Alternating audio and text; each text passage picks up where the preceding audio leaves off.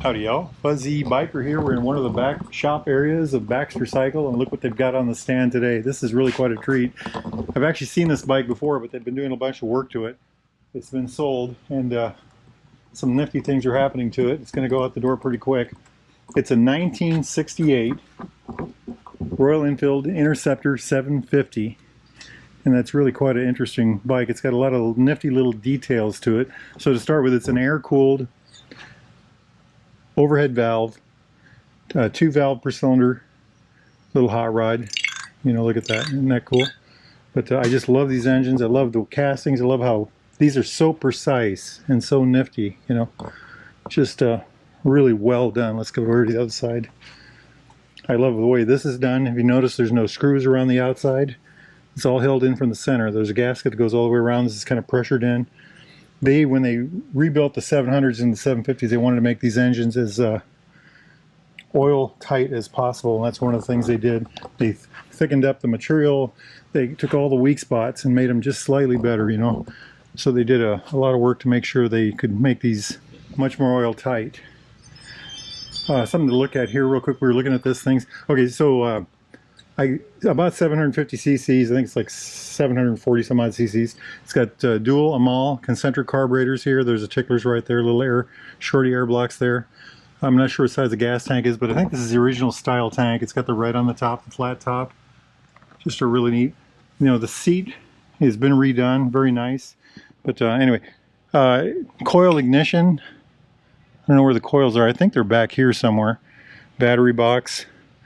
4-speed transmission, 1 up, 3 down, shifter on the right.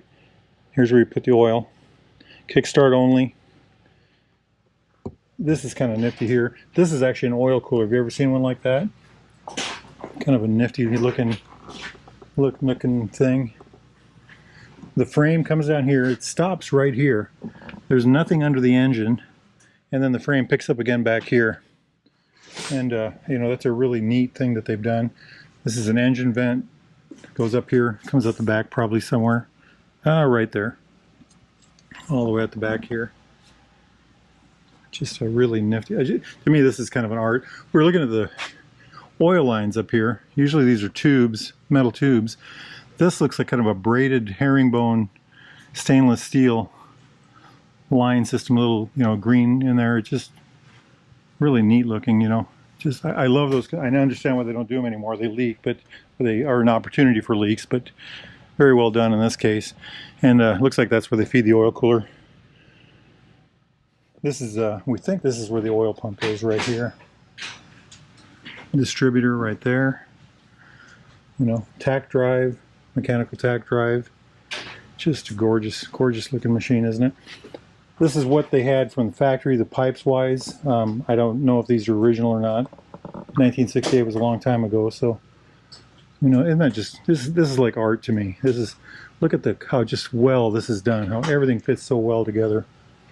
Just a very, very nice looking product.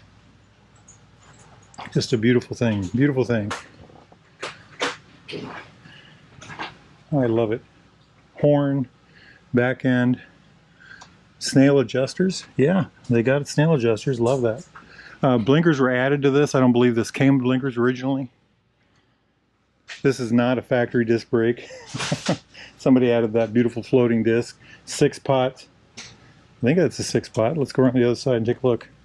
Yeah, 6-pot caliper. That's quite a treat. I bet that really made a difference. The back has still got the drum.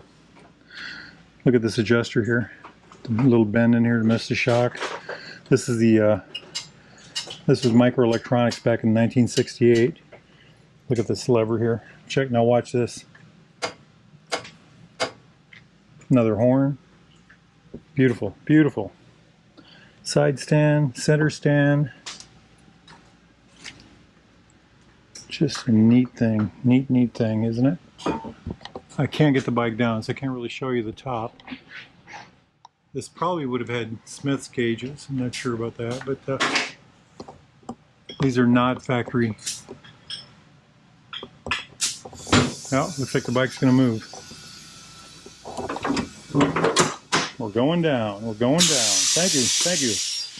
Appreciate it. Yeah, they say Smiths on them. These are probably magnetic gauges. I don't think those are the chronos. Headlight, am gauge up here, the chrome bucket. Yeah, this is definitely more modern here. Horn, blinkers. This would not have had this in 1968, nor would have had this. This would have been a mechanical brake. Nice braided line. Isn't that beautiful? I love the look. I just love it. This tank is just gorgeous. That chrome. Absolutely beautiful. Really well done. I would say this is one of the most beautiful bikes of the era. Triumphs get all the glory, and they rightfully show. They're just gorgeous motorcycles, but this is really one to look at in my opinion. Then there's that over there. What do y'all think of that? Or that over there.